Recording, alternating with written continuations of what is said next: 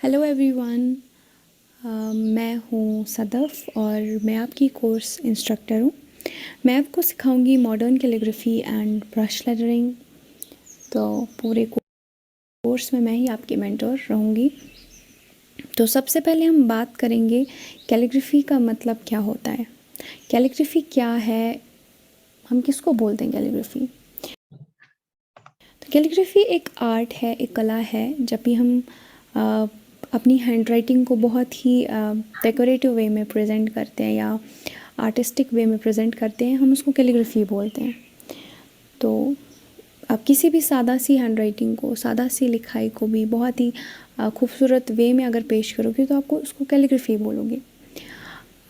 तो हम इस पूरे कोर्स में सीखेंगे मॉडर्न कैलीग्राफी या ब्रश लेटरिंग जिसको हम बोलते हैं। अब हर कोई कला जो होती है, सीखने से पहले हम कुछ रूल्स को ध्यान में रख के वो सीखते हैं। तो हर चीज़ की, हर कला की तरह हम इसमें भी बहुत ही सारे रूल्स पढ़ेंगे और उन्हीं को ध्यान में रख के हम ये चीज़ सीखेंगे। तो शुरुआत में मैं आपको बताऊंगी कि आपको कौन सी सप्लाईज़ होना ज़रूरी है। अगर आप ये कोर्स स्टार्ट कर रहे हैं तो आपके पास कौन सा पेन होना चाहिए, आप कौन सा पेपर यूज़ करेंगे। तो मॉडर्न कैलीग्राफी के लिए जो पेन हमें यूज़ होता है, जो हम पेन यूज़ करते हैं उसको हम ब्रश पेन बोलते हैं। तो ब्रश पेन क्या होता है? ब्रश पेन एक सिंपल सा पेन होता है, बट उसकी निब जो होती है वो एक ब्रश के जैसी होती है। कैन सी दिस, ये पॉइंटेड निब है बट ये बहुत ही ज़्यादा फ्लेक्सिबल है। अब हम ब्रश पेन ही क्यों इस्तेमाल करेंगे मॉडर्न कैलीग्राफी के लिए। मॉडर्न कैलीग्राफी जो है इसका एक बहुत ही बेसिक रूल है। वो ये है कि जब भी हम एक अप स्ट्रोक लेते हैं, जब भी हम अपने पेन को ऊपर की तरफ खींचते हैं, ठीक है, मैंने पेन को यहाँ से इस पॉइंट से यहाँ इस पॉइंट तक लिया है, तो इस डायरेक्शन में, तो इसको हम क्या बोलेंगे, इसको हम अप स्ट्रोक ही बोलेंगे क्योंकि हमने ऊपर की डायरेक्शन में इसको लिया है। ठीक, तो हमारा जो अप स्ट्रोक होना चाहिए, हमारा अप स्ट्रोक हमेशा पतला होना चाहिए, यानी कि थिन होना चाहिए। तो ये अप स्ट्रोक मुझे थिन कब मिला? जब मैंने अपने पेन पे बिल्कुल भी प्रेशर नहीं अप्लाई किया। जैसे मैं फिर से अप स्ट्रोक देती हूँ यहाँ पर, तो मैं अप स्ट्रोक ऐसे दे रही हूँ, आप देख रहे हैं मेरा हाथ बिल्कुल भी फ्री है, मैंने पेन को भी बहुत ही फ्रीली पकड़ा है।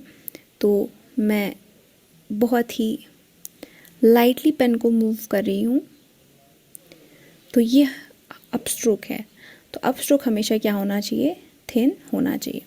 अब इसी रूल का दूसरा पार्ट है कि जब भी हम एक डाउन स्ट्रोक देंगे, मतलब नीचे की तरफ, this is a down stroke, but ये डाउन स्ट्रोक हमें लाइटली नहीं लेना है, हमें अपने पेन पे प्रेशर अप्लाई करना है।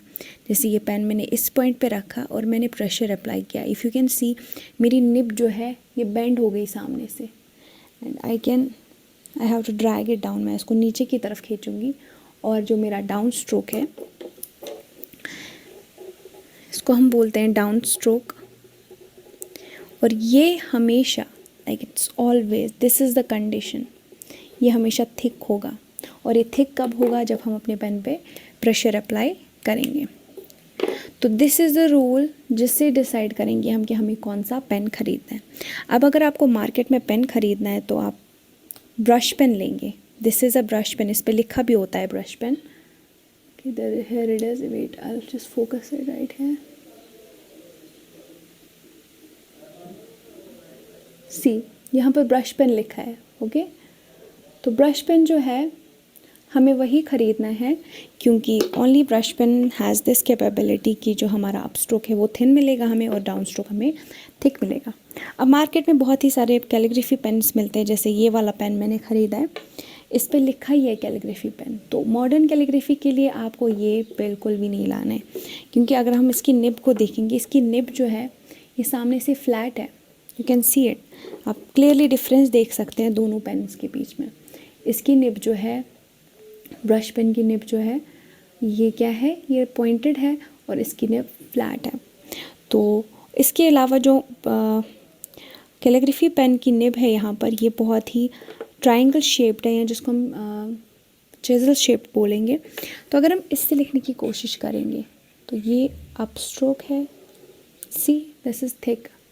फिर हम अप स्ट्रोक थिन लाने के लिए हमें इस पेन को रोटेट करना है, सी मैं इसको रोटेट करूँगी ऐसे, और मुझे अपने हाथ को भी ऐसे मूव करना है। जस्ट आप यहाँ पर ध्यान रखें, पहले मैंने अप स्ट्रोक इस डायरेक्शन में दिया था और ये बहुत ही थिक आ गया।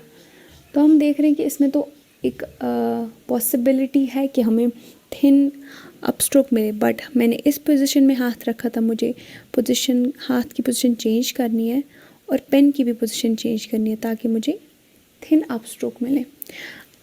अब अगर मैं इसी पोजीशन में डाउन स्ट्रोक लाऊंगी तो वो भी सेम ऐसा ही होगा। तो वापस से मुझे पेन को रोटेट करना है एंड मुझे हाथ को भी रोटेट करना है, तब जाके मुझे एक डाउन स्ट्रोक थिक मिलेगा। बट इतना हैक्टिक क्यों हम पेन को यूज़ करने में इतना हैक्टिक ये प्रोसेस को क्यों फॉलो करें जब हमारे पास अवेलेबल है ब्रश पेन। तो मॉडर्न कैलीग्राफी के लिए आप ब्रश पेन लेंगे हमेशा, और ब्रश लेटरिंग, इसमें नाम ही ब्रश लेटरिंग है। ब्रश लेटरिंग आप ब्रश पेन से भी कर सकते हैं या simple brush and water colour paper से कर सकते हैं। तो बट इसके लिए अगर आप ब्रश से करते हैं तो आई थिंक सिंथेटिक ब्रश बहुत ही ज़्यादा बेटर रहेगा, क्योंकि उसमें ज़्यादा फ्लेक्सिबिलिटी नहीं, उसमें सफिशिएंट फ्लेक्सिबिलिटी होती है ताकि आप राइटिंग कर सकें। अब ब्रश पेन जो होते हैं these are of two types, एक होता है लार्ज टिप ब्रश पेन और दूसरा होता है स्मॉल टिप ब्रश पेन। अब लार्ज टिप ब्रश पेन जो होता है उसकी निब इस पेन से हल्की सी बड़ी होती है और उसका फॉन्ट भी बड़ा हो जाता है, लाइक जो स्क्रिप्ट हम लिख रहे हैं। जैसे मेरा ये वाला ब्रश पेन है, इसकी जो थिक स्ट्रोक है ये ऑलमोस्ट 1 मिलीमीटर की है। तो लार्ज टिप ब्रश पेन से क्या होगा, उससे स्ट्रोक जो होगा वो इससे ज़्यादा थिक होगा। तो ये ब्रश पेन था। अब how to hold a brush pen, आप लिखने के दौरान ब्रश पेन को कैसे होल्ड करेंगे। तो सबसे पहला पॉइंट जो है वो आप ये चीज़ ध्यान में रखोगे कि जब भी आप ब्रश पेन को होल्ड करें, first thing you need to keep in mind कि ये पेपर का ये वाला साइड है, ठीक, दिस साइड आपको पेन को उसके परपेंडिकुलर में रखनी। कैन सी दिस एज, जैसे मैंने यहाँ पे पेन रख लिया और ये इसके राइट एंगल पे है, सी ये वाला एंगल क्या है, 90 degree angle, this is making a 90 degree angle hair. But हम ऐसे इसको लेटा कर तो नहीं लिख सकते। फर्स्ट एंगल आपको ऐसे बनाना है 90 डिग्री का, with I remove the cap. दूसरा एंगल आपको कैसे बनाना है, with the plane of the paper. Plane of the paper हम इसको बोलते हैं, जो इसका प्लेन है, ठीक है। हमें इसको ऐसे उठाना है 45 डिग्री, जो यहाँ पर एंगल बनना चाहिए वो कितना बनना चाहिए, 45 डिग्री का एंगल। तो अंदाजे से आप बता सकते हैं कि ये एंगल मैंने 45 डिग्री का पकड़ा है। I will remove the cap and I start writing, first perpendicular the paper and 45 degree to the plane of the paper. तो up stroke, down stroke, see. अब ये ज़रूरी क्यों है इसी एंगल पे रखना, क्योंकि अगर हम इससे ज़्यादा एंगल रखेंगे तो सी यहाँ पर थोड़ा ये हो गया, पतला हो गया, यहाँ पे मोटा हो गया, तो स्मूथ स्ट्रोक नहीं मिलता है या शेकी स्ट्रोक मिल जाता है। तो आप ये ध्यान में रखेंगे कि विद द पेपर के एज के साथ 90 डिग्री बनना चाहिए और पेपर के प्लेन के साथ 45 डिग्री एंगल बनना चाहिए। दिस इज़ वे आप पेन को ऐसे होल्ड करेंगे। अब पेन के अलावा अगर आप सोच रहे कि कोई और टूल है, अगर हमारे पास ब्रश पेन अवेलेबल नहीं है फॉर लाइक दिस स्टार्ट, तो आप एक सिंपल पेंसिल को भी यूज़ कर सकते हैं, ठीक। There is no problem with using a pencil. और पेंसिल में ये एबिलिटी है कि ये हमें thick and thin strokes provide करता है। Like I can demonstrate you. जैसे मैंने ब्रश पेन के साथ किया था, मैंने लाइटली पकड़ा था और थिन स्ट्रोक दिया था, ठीक, without moving my hand.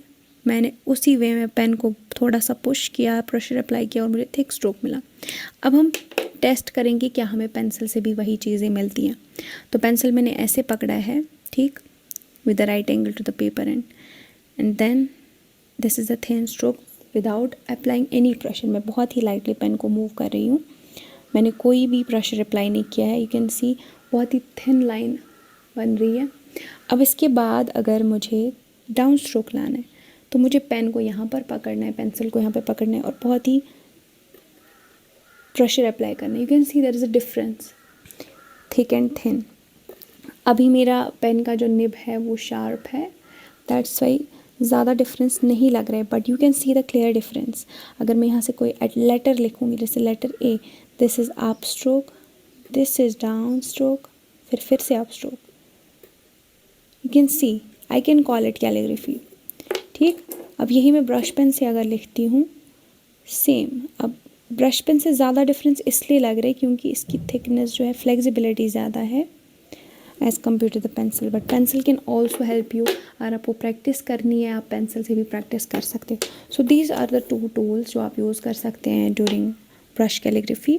But या आप प्रैक्टिस के लिए पेंसिल को इस्तेमाल कर सकते हैं, but when you are doing brush calligraphy आपको ब्रश लेटरिंग आपको हमेशा ब्रश पेन ही होना चाहिए. अब next supply, next best thing जो ज़रूरी है वो है पेपर. तो पेपर आप कौन सा यूज़ करेंगे वाइल यूजिंग पेंसिल. पेंसिल के टाइम जब आप पेंसिल यूज़ करें, पेंसिल से लिख रहे हैं, तो इट डजेंट मैटर कि आप कौन सा पेपर यूज़ करें, क्योंकि पेंसिल के लिए हर कोई पेपर सेम ही है. There is no strict rule for it. आप सॉफ्ट पेपर भी यूज़ कर सकते हैं, आप हार्ड पेपर भी यूज़ कर सकते हैं, स्मूथ एंड रफ भी यूज़ कर सकते हैं, कोई भी, लाइक एनीथिंग. और अब अगर हम ब्रश पेन की बात करें तो there is a rule. Brush pen के लिए आप हमेशा स्मूथ पेपर यूज़ करेंगे. जैसे मेरे पास ये पेपर है, ये ठीक ठाक स्मूथ है, ज़्यादा भी पूरी तरह से स्मूथ नहीं है, बट रफनेस है. But it's not that good, but अच्छी क्वालिटी का प्रिंटिंग पेपर है. तो ब्रश पेन मैं इस पर यूज़ कर सकती हूँ, but still I can feel कि ब्रश के जो ब्रिसल्स हैं वो हल्के से डिस्टॉर्ट हो रहे हैं. तो अब रीज़न ये कि हमें स्मूथ पेपर ही क्यों यूज़ करना है, क्योंकि हम अपना ब्रश पेन ख़राब नहीं करना चाहेंगे. ब्रश पेन की निब ख़राब हो जाती है अगर आप रफ़ पेपर पे लिखते हैं. मेरे पास एक और टाइप का पेपर है, एक सिंपल ग्राफ नोटबुक जो होती है, क्लासमेट की ग्राफ नोटबुक है. तो इसका पेपर जो है ये काफ़ी स्मूथ है. तो अगर मैं इस पे लिखूँगी, ठीक, this is the up stroke, this is the down stroke. यहाँ पर बहुत ही स्मूथली ये लिख रहा है क्योंकि इसका पेपर बहुत स्मूथ है. तो आप ब्रश पेन से अगर आप प्रैक्टिस करना चाहते हैं तो आप एक सिंपल सी ग्राफ नोटबुक पे भी प्रैक्टिस कर सकते हैं. जस्ट मेक श्योर कि इसका पेपर स्मूथ हो. If I write a letter here, this is a C, बहुत ही स्मूथली, एंड आपके स्ट्रोक्स ही बहुत स्मूथ आ जाएंगे, सिमेट्रिक आ जाएंगे. Just write a word here like modern.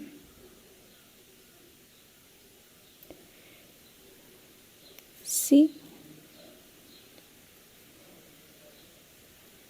तो स्मूथनेस की वजह से क्या हो जाता है कि जो ब्रश पेन की निब है वो बहुत ही इजीली मूव करती है इस पर विदाउट एनी फ्रिक्शन. तो उसकी वजह से आपकी राइटिंग बहुत अच्छी आती है और ब्रश पेन भी ख़राब नहीं होता है.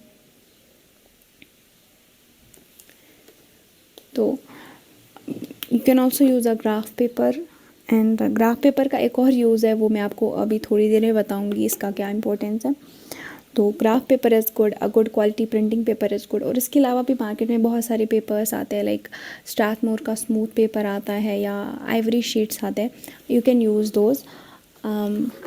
तो this was paper. Okay, the next part जो हम डिस्कस करने वाले हैं that is about anatomy of lettering. And उसमें हम बेसिकली क्या पढ़ते हैं, उसमें हम गाइडलाइंस के बारे में पढ़ते हैं. और गाइडलाइंस क्या है, अगर आपको अपना कैलीग्राफी लेटर फॉर्म बहुत ही कम टाइम में इम्प्रूव करना है, प्रेजेंटेबल बनाना है, या आप बिगिनर है और आप चाहते हैं कि आपकी कैलीग्राफी भी बहुत ही ज़्यादा फ्लॉलेस परफेक्ट नज़र आए, सिमेट्रिकल बन जाए, तो उसके लिए जो key to that is using guidelines. तो गाइडलाइंस हमें यूज़ करनी है, तो वो मैं आपको समझाऊंगी। यहाँ पर मैंने 2 टाइप्स ऑफ गाइडलाइंस बनाई है, वो मैं आपको एक्सप्लेन करूँगी कि मैंने 2 किस्म की क्यों बनाई है और हम इसमें कैसी लेटर फॉर्म बनाएंगे। तो मैं पहले इन लाइंस के नाम लिखूँगी एंड उसके बाद मैं इसमें कुछ लिखूँगी जिससे आपको समझ आ जाएगा कि गाइडलाइंस को यूज़ कैसे करना है। तो पहली लाइन जो होती है इसको हम बोलते हैं बेस लाइन। ओके, ये दोनों में सेम है। ये वाली line, this is the base line. Okay, this is the first line we draw. तो बेस लाइन क्या होती है? बेस लाइन वो लाइन है जहाँ पर सारे के सारे लेटर्स, चाहे वो कैपिटल लेटर्स स्मॉल लेटर्स हों, they all sit on this line. इसी लाइन के ऊपर उनका बॉटम साइड टच होता है। This is the base line. Base line के ऊपर वाली लाइन जो होती है like this one and this one, ये इसको हम बोलते हैं waist line. Okay, waist line क्या है? वेस्ट लाइन वो लाइन है जिसमें क्या होती है, जब हम लोअर केस लेटर लिखते हैं तो वेस्ट लाइन के साथ वो टच होती है। दैट मीन्स कि लोअर केस लेटर की हाइट जितनी होती है उतनी डिस्टेंस होती है इन दो के बीच में। फाइन, तो इसको हम दूसरा नाम देते हैं एक्स हाइट। कई सारी जगहों पे आपको देखने को मिलेगा कि वेस्ट लाइन की जगह एक्स हाइट दिया होगा, बट यूजुअली इसको वेस्ट लाइन ही कहा जाता है, इसी नाम से बुलाया जाता है। अब आप देखिए इस वाले में मैंने एक और लाइन रखी है यहाँ पर जिसके बाद कम डिस्टेंस है। इसको हम फिलहाल इधर पे ही छोड़ते हैं। पहले हम ये वाली लाइन को नाम देते हैं। ये वाली लाइन जो है इसको हम बोलते हैं एसेंडर लाइन। ओके, ये वाली भी और ये वाली भी, ठीक। एंड इस वाली को हम बोलते हैं डिसेंडर लाइन। फाइन, अब असेंडर लाइन और डिसेंडर लाइन क्या है? जब भी हम लेटर्स लिखते हैं तो हर लेटर में एक असेंडिंग लूप होता है और डिसेंडिंग लूप होता है। अभी आपको ये टर्म्स बहुत ही ज़्यादा आपको आइडिया नहीं लग रहा होगा कि मैं क्या बोल रही हूँ, बट असेंडिंग और डिसेंडिंग लूप्स क्या है? वो 2 बेसिक स्ट्रोक्स है। जैसे मैं यहाँ पर बनाती हूँ, this is an ascending loop, ठीक। जैसे फॉर एग्जांपल लेटर एच में होता है, ठीक है। ये 2 बेसिक स्ट्रोक्स है, इसको मैंने मिलाकर क्या बनाया? Letter H. तो दिस इज़ असेंडिंग लूप। उसके बाद दूसरा ये है बेसिक स्ट्रोक है और इससे हमारा लेटर एच बनता है। तो दिस वन जो यहाँ ऊपर मैंने बनाया ये वाला, this is known as ascending loop. Ascending loop जो है वो हमेशा बेस लाइन से शुरू होगा और नीचे बेस लाइन तक ख़त्म हो जाएगा। This will be the base line, okay, and this will be the base line. ये वाली लाइन जहाँ पर ये शुरू होता है, जैसे मैंने बोला कि हर कोई लेटर चाहे लोअर केस हो अपर केस हो, दे all sit on this base line and base line से शुरू होगा और यहाँ ऊपर ये टच किसको करेगा? असेंडर लाइन को, ठीक है। अब डिसेंडर लाइन क्या है? डिसेंडर लाइन होती है वो लाइन जहाँ पर डिसेंडिंग लूप टच करेगा। I will show you here. जैसे लेटर वाई है, लेटर वाई में क्या होता है? एक बेसिक स्ट्रोक तो ये है प्लस दूसरा बेसिक स्ट्रोक ये है, okay. This is the descending loop, this one is known as descending loop, okay. तो डिसेंडिंग लूप में क्या होगा? ये वाली लाइन जो यहाँ पर होगी, this would be the base line, sorry वेस लाइन, और यहाँ पर बेस लाइन होगी, ठीक। आप जब ये लेटर्स यहाँ पर लिखूंगी तब आपको बहुत ही अच्छे से समझ आ जाएगा। ये वाला तो वेस्ट लाइन और इसके बीच में होगा। I will show you full letter में बना के देती हूँ यहाँ पर। तो ये वाई है, यहाँ तक तो ये है, फिर इसको आगे हम एक्सटेंड करते हैं। दिस इज़ अनदर ये बेसिक स्ट्रोक। तो ये तो वेस्ट लाइन को टच करता है, वेस्ट लाइन, और यहाँ पर ये बेस लाइन होती है और नीचे जो ये वाली लाइन है ये डिसेंडिंग लाइन है। तो इस तरह से आप समझेंगे कि ये लाइन यहाँ पर टच करेगा, डिसेंडिंग लूप जो है, this is a descending loop that will touch the descender line. Okay, तो ये थी हमारी बेसिक जो 4 लाइनें हैं। इसके अलावा जो एक एडिशनल मैंने यहाँ पर रखी है, ये वाली लाइन जो असेंडर लाइन के थोड़ा सा नीचे, बहुत ही कम डिस्टेंस है, इसको हम कैप लाइन बोलते हैं।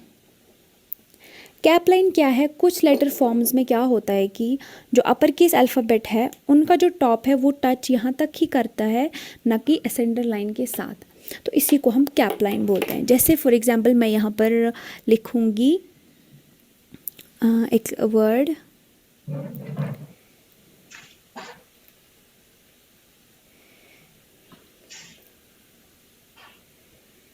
okay, I'll just write a capital D, then a small a and a small d। तो मैंने यहाँ पर डैड लिखा।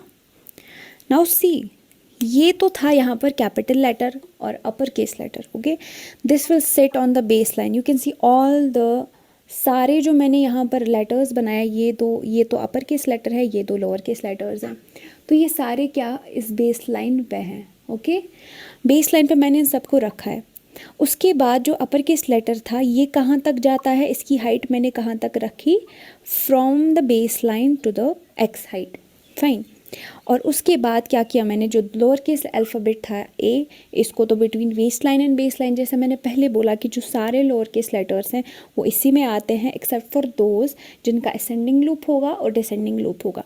अब दूसरा ये वाला है क्या, स्मॉल डी और लोअर केस डी, इसका पहला पार्ट तो इन दोनों के बीच में जाएगा, लेकिन इसका असेंडिंग लूप जो है ये बराबर ऊपर तक जाता है। ओके, अब जो ये वाला गाइडलाइन मैंने यहाँ पर बनाया है उसमें क्या होता है, उसमें असेंडिंग लूप वाले लेटर्स और कैपिटल लेटर्स सेम हाइट के होते हैं। जैसे मैं सेम, चलो आई विल राइट अ डिफरेंट, मैं दूसरा वर्ड यहाँ पे लिख देती हूँ चेरी, तो I will write a capital C. आप साथ साथ ही ये ध्यान भी रखिएगा, जैसे जैसे मैं पेन को नीचे की तरफ ला रही हूँ तो मैं यहाँ से थिक स्ट्रोक बना, जैसे मैंने यहाँ से स्टार्ट किया, ठीक, और मैंने ऊपर थिन स्ट्रोक बनाई, वहाँ से मुझे नीचे की तरफ जो आना है तो मैं थिक कर रही हूँ इसको। तो हमेशा लेटरिंग के टाइम आपको ये ध्यान रखना चाहिए। उसके बाद मैं क्या करूँगी, मैं एच लिखूँगी। एच में असेंडिंग लूप आता है तो मैं असेंडिंग लूप यहाँ से स्टार्ट करूँगी। Okay, fine. Okay, now there is a lowercase letter.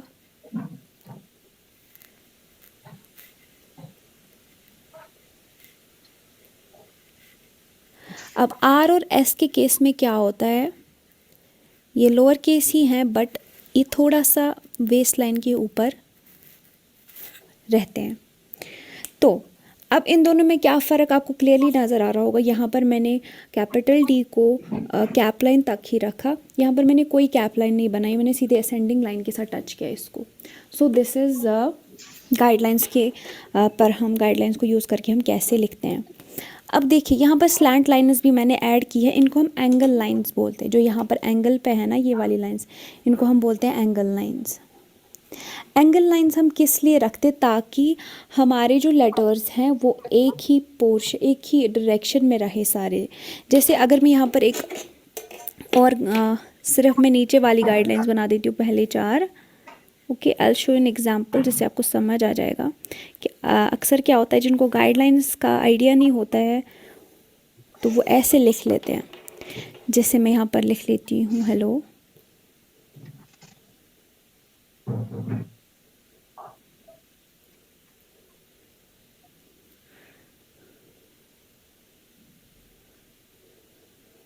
C. Okay, this is a bit shaky, I did that on purpose as a beginner. कुछ लोग जिनको बेसिक स्ट्रोक्स एंड रूल्स के बारे में नहीं पता होता है, they just right it like this, वो थिन एंड थिक लाइन्स बना देते हैं। अब आप देखिए यहाँ पर इसके साथ एंगल लाइन तो ऐसी आ गई, like in this direction. Okay, अब ये वाला जो है इसका लेटर की एंगल लाइन ऐसे आ गई, इस वाली की भी ऐसे, इस वाली की ऐसे और इस वाले की ऐसे, मतलब जो लेटर को बेंड किया जा रहा है वो डिसप्रोपोर्शनेट है। इसकी वजह से अगर हम एंड में एक गाइडलाइन सारे इरेज कर देते हैं तो ये बहुत ही डिसप्रोपोर्शनेट वर्ड लगता है। तो इसको मॉडर्न कैलीग्राफी बोलेंगे हम, but this is not presentable. आप इस वर्क को अगर आगे पब्लिक में या पब्लिश करेंगे इंस्टाग्राम या सोशल मीडिया, या आप अपनी फ्रेंड्स फैमिली को दिखाएंगे, तो ये इतना ज़्यादा इम्प्रेसिव नहीं होगा। बट अगर हम इस वाले की गाइडलाइंस इरेज कर दी हूँ मैं, you see there is a symmetry, इनके बीच में स्पेसिंग भी बिल्कुल प्रॉपर है। आप देखिए स्पेसिंग भी प्रॉपर है, एक सिमेट्री है, हर लेटर की जो बेंडिंग है वो ऑलमोस्ट इक्वल है, सेम एंगल पे मैंने सबको बेंड किया है, और एक सिमेट्री है, हर एक लेटर का साइज़ सेम है, जो लोअर केस है इनकी हाइट सेम है, और क्या बोलते इसको आप, असेंडिंग लूप डिसेंडिंग लूप, ये बिल्कुल बैलेंस्ड लिखते हैं। और ये सारा जो ट्रिक है इसका एक ही ट्रिक है, कोई स्पेशल प्रोसेस नहीं है, जस्ट यूज़ गाइडलाइंस। गाइडलाइंस आप यूज़ करेंगे, पेंसिल से गाइडलाइंस बनाएंगे, उसके बाद क्या करेंगे आप, सबसे पहले आप पेंसिल से ये बैक लेटर लिखेंगे। अगर आपका स्टेडी हैंड नहीं है, मतलब आपका हैंड शेक करता है लिखते टाइम जब आप ब्रश पेन यूज़ करें, तो आप पहले क्या करेंगे, आप पेंसिल से लिख लेंगे, उसके बाद आप उसको ब्रश पेन से कॉपी कर लेंगे। अगर आपके पेंसिल में गलती भी हो गई, मिस्टेक हो गई, तो आप उसको बाद में इरेज कर सकते हैं, just use the brush pen उसके बाद, और आपकी कैलीग्राफी बहुत ही ज़्यादा प्रेजेंटेबल हो जाएगी। तो जैसे मैंने स्टार्ट में बोला, अगर आपको आपकी कैलीग्राफी को बहुत ही कम टाइम में बहुत ही ज़्यादा इम्प्रेसिव बनाना है, तो just use guidelines, and consistency बहुत ज़्यादा इम्पॉर्टेंट है। बाय कंसिस्टेंसी आई मीन जो स्पेसिंग आप इनके बीच में रखेंगे, तो वो आपको रखनी है ध्यान में कि आप ज़्यादा स्पेस नहीं रखोगे, आप वर्ड्स का साइज़ बहुत ही ऑलमोस्ट सेम रखोगे। आप अभी बिगिनर हैं तो थोड़ा सा टाइम आपको प्रैक्टिस से आपको ये प्रॉब्लम सारी दूर हो जाएंगी। जितना आप ज़्यादा प्रैक्टिस करेंगे उतनी आपकी मसल मेमोरी बन जाएगी। मसल मेमोरी मतलब कि आपका हाथ जो है वो खुद ही अडाप्ट हो जाएगा, कहाँ पर आपको बेंड करना है, कहाँ पर आपको लाइट प्रेशर अप्लाई करना है, कहाँ पर आपको ज़्यादा प्रेशर अप्लाई करना है। तो ये सारा इसी चीज़ से आ जाता है। तो कुछ ही चीज़ों का आपको ध्यान में रखना है, आपको कंसिस्टेंसी के साथ प्रैक्टिस करनी है, आपको गाइडलाइंस इस्तेमाल करने हैं, आपको प्रॉपर टूल्स यूज़ करने हैं, ठीक। So this was about guidelines, and I think this is enough for the first lecture. And next lecture में हम क्या करेंगे, we will start straight through the basic strokes, and I will see you then. Till then, thank you and take care.